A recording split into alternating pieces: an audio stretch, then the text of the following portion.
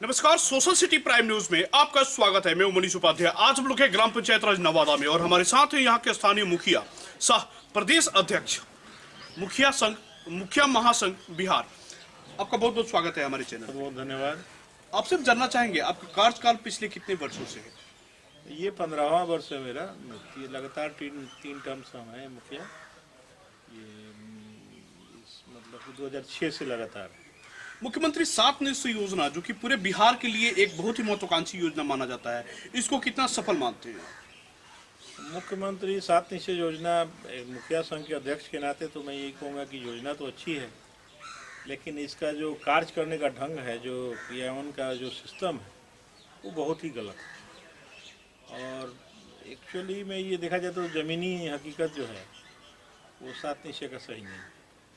किस तरह से मतलब देख रहे हैं आपकी सही नहीं? इसमें सबसे बड़ा चीज़ कि भ्रष्टाचार का भेंट चढ़ गया और इसमें पदाधिकारी जो हैं, जो भी प्रखंड स्तर के, ये लोग बहुत ही हावी हैं।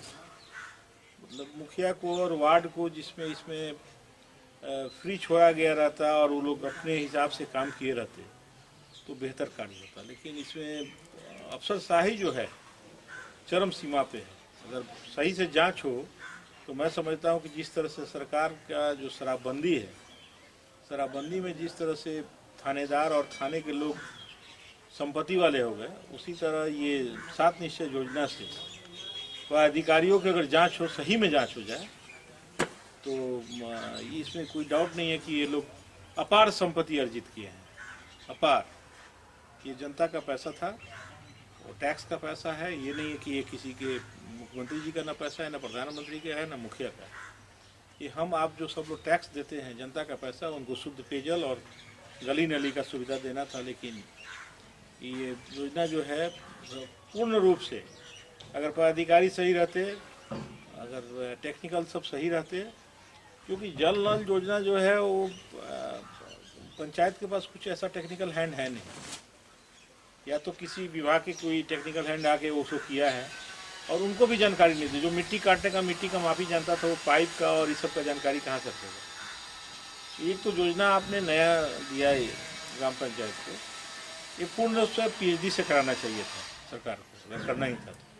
ठीक है, अगर ग्राम पंचायत से कराए तो शुरू में कुछ गलतियाँ हुई हैं, जो प्रतिनिधि है उनसे भी हुई है, टेक्निकल लोग से भी हुई है, लेकिन इसका जो सबसे ज़्यादा फायदा उठाया है यहाँ के प्रखंड स्तर के जो पदाधिकारी हैं, खासकर BDO लोग। इसमें कहने में कोई ये हमारे वो न डर है न भय है। ये लोग इस योजना को एकदम चौपट कर दिए। आपके पंचायत में टोटल कितने वार्ड हैं? कितने वार्ड ऐसे हैं जहां की जनता नल जल योजना का लाभ ले रही है और कितने वार्ड अभी भी इस योजना से वंचित है? मेरे पंचायत में कुल 13 वार्ड है। एक वार्ड में हमने 2 किया, इसलिए कि बहुत बड़ा वार्ड है, तो वहाँ पे 2 नल जल हुआ है। और मेरे यहाँ टोटल जो अभी तक है 12 नल जल हो चुका है। 13 वार्ड में 2 वार्ड अभी वंचित है, एक वार्ड में 2 हुआ है।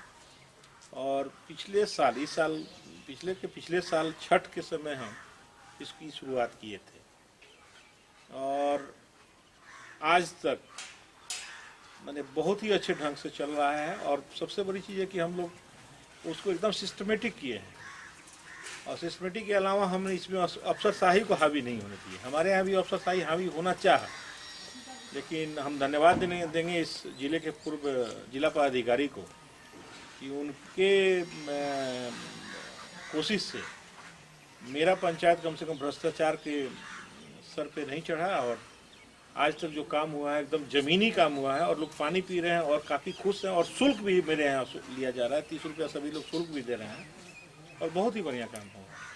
पूरे बिहार में मुखिया महासंघ के आप प्रदेश अध्यक्ष भी हैं, फिर भी आपके पंचायत में इतना लेट काम शुरू हुआ, इसके पीछे क्या वजह?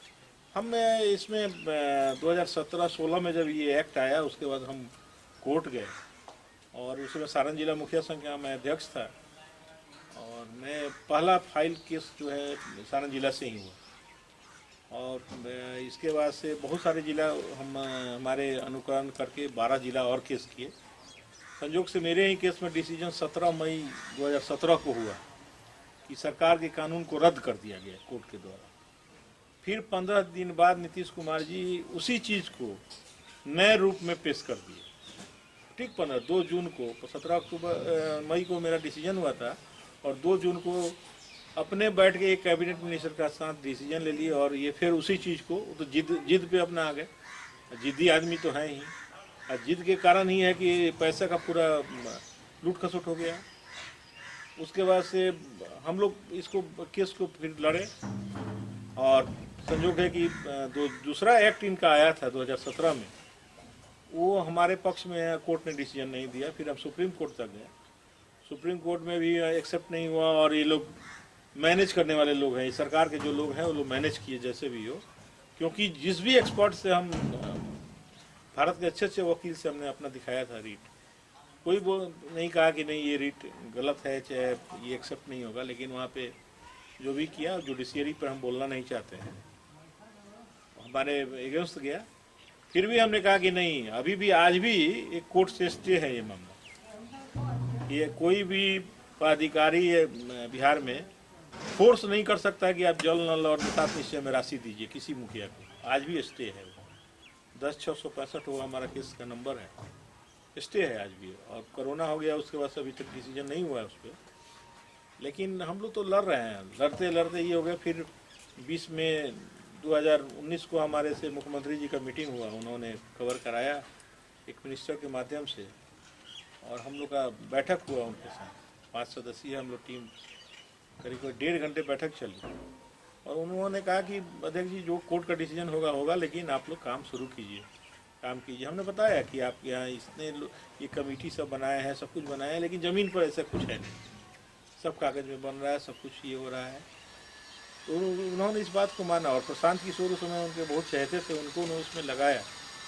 फिर 3 दौर की हमारी प्रशांत किशोर से बैठक हुई, उनको भी सब कुछ मैंने बताया और वो एक्सेप्ट किए कि नहीं हम लोग इसमें प्राइवेट कमेटी, हम कि आप प्राइवेट कमेटी हटा दीजिए, उसमें आप वार्ड को, मुखिया को, पंचायत सचिव को या कोई सरकारी कर्मी को इसमें जोड़िए, तो डर रहेगा कि हाँ ये पैसे का लूट खसुट नहीं होगा। और वो डर इसमें समाप्त हो गया लोगों का। इसी का कारण है कि ये जल नल जो है। और उसके बाद से फिर भी मैं काम नहीं कर रहा था, लेकिन तत्कालीन डीएम जो थे वो सुब्रत कुमार सेन जी, वो बोले कि नहीं आप काम शुरू कीजिए, हम जानते हैं कि आपकी पंचायत में जब काम होगा तो बहुत ही अच्छा होगा। इसके बाद से हमने अगस्त 2019 में कार्य को शुभारम्भ किया और आज के समय में हमारे यहाँ, मैं ये इस ज़िले का नहीं, मैं बिहार के पूरे मानक में कहता हूँ कि कहीं से कोई आकर के देख ले कि जल नल कैसे होता है। मैं सबको आमंत्रित करता हूँ, अगर नीयत साफ रहेगी, हमारी मंशा सही रहेगी और हम सोचेंगे कि हाँ हम अगर चुनाव जीते हैं और लोगों का सेवा करें, तो निश्चित रूप में ये इतना बढ़िया योजना है। लेकिन इसमें सबसे पहले कि अपनी नीयत साफ रखनी होगी। शिक्षा और चिकित्सा जो कि समाज का एक बहुत ही महत्वपूर्ण अंग है, इसकी क्या स्थिति आपके पंचायत?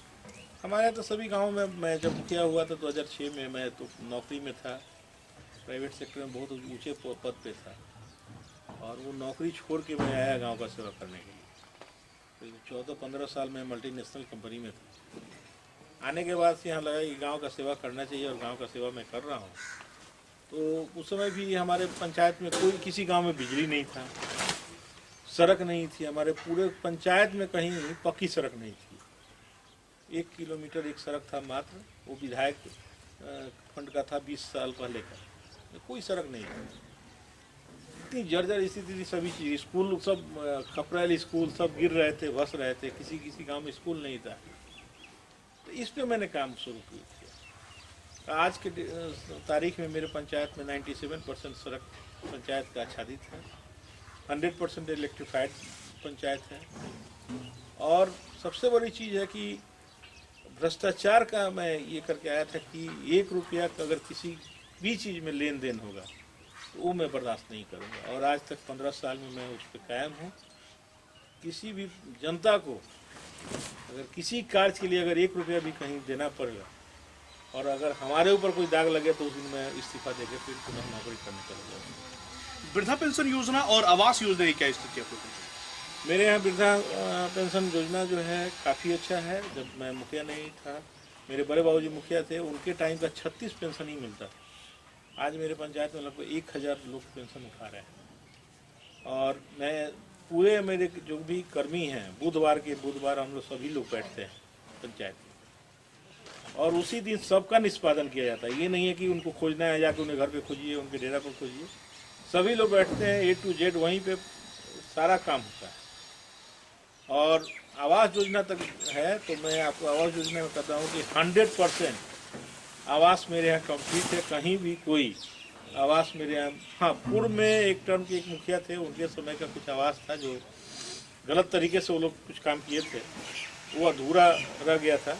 उसको भी मैं अपने तरफ से मदद दे करके कुछ करके उनका भी मैं छत और आवास बनवाया अपने तरफ से, सरकार की तरफ से नहीं। तो इस तरह का कार्य किया। आवास के मामले में तो मेरे यहाँ हम तो हाथ जोड़ के कहते हैं कि भाई हम 1 रुपया आपकी आवास में नहीं लेते हैं, तो आप भी 1 रुपया उसमें मत लीजिए, क्योंकि आवास योजना भी लूट खसोट का धंधा है। इसमें भी जो उसके कर्मी हैं, पदाधिकारी हैं, सभी पैसा लेते हैं। क्योंकि मेरे पंचायत में है कि अगर 1 रुपया भी कोई ले लिया तो मेरे यहाँ कसम हमने खाया कि मेरे लिए वो गाय का मांस के बराबर है। हिंदू हूँ और मैं बोला कि अगर वो पैसा मैं खाया तो शरीर में कोर फूट जाएगा। तो आज तक मेरे यहाँ आवास योजना सबसे बढ़िया है। और गरीब का पहले लोग पैसा खा जाते थे, मेरे यहाँ तो गरीब जो आवास योजना का घर भोज करता है तो बुला के मुखिया जी को प्रसाद खिलाता है। यही खुशी होती है। पंचायत सरकार की अब चूंकि तुरंत चुनाव होने वाला है, तो पंचायत की जनता से क्या अपील करेंगे? पंचायत की जनता से मेरा हरदम वही अपील करता हूँ कि मैं आज तक मेरे ऊपर न दाग लगा है, न लगने दूंगा।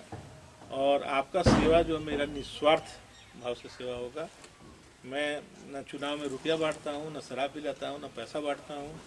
मैं यहाँ तक करता हूँ कि हमसे अगर अच्छा आपको अगर प्रत्याशी मिले तो उनको आपको मुखिया बनाइए। अगर मेरे सेवा में कोई तकलीफ हो तो हमको आप लोग रिजेक्ट भी कर सकते हैं। तो इस तरह का सेवा है मेरा। और मेरा कोई ऐसा कुछ धंधा है नहीं कि बहुत मुखिया जी लोग का बहुत सारा व्यवसाय रहता है, बहुत सारा कुछ रहता है। तो मैं तो नौकरी 2006-07 में छोड़ा, उसके बाद शायद तक पंचायत में 24 घंटा रहना है। न किसी चट्टी बाज़ार पर बैठना है, न कहीं जाना है। अगर बैठक हुआ तो उसमें गया। पंचायत में ही मैं रहता हूँ। जब जो जिस समय खोजे 24 घंटा अवेलेबल रहता है। तो जनता का सेवा ही मेरा प्रथम धर्म है।